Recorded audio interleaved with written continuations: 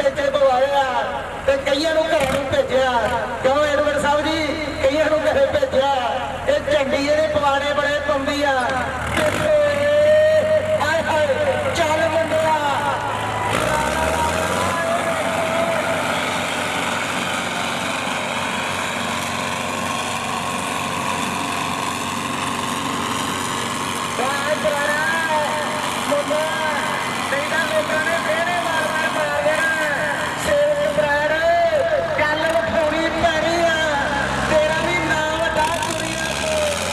ਵੇਖੋ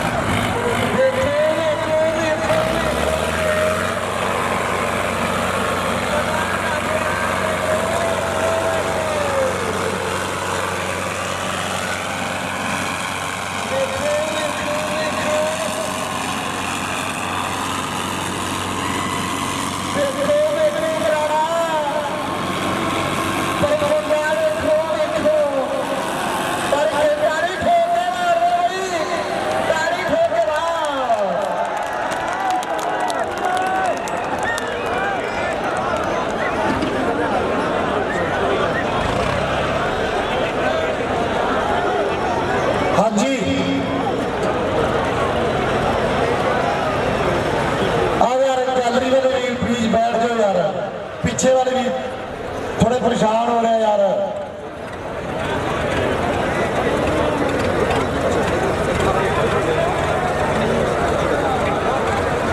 ਹੈਲੋ ਆ ਵੀਰੇ ਜਾਲੀ ਥੱਲੇ ਆਉ। ਆ ਜਾਲ ਤੇ ਕੀ ਆ ਜਾਲੀ ਥੱਲੇ ਆਉ।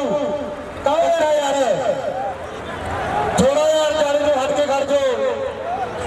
ਉਹ ਅਸੀਂ ਨਾ ਲਾਈਟਾਂ ਛੱਡਣ ਲੱਗੇ, ਚੈੱਕ ਕਰਨ ਲੱਗੇ ਬਈ ਤਾਰਾਂ ਨਾਲ ਆ, ਕਰੰਟ ਵੀ ਆ ਸਕਦਾ ਜਾਲ 'ਚ।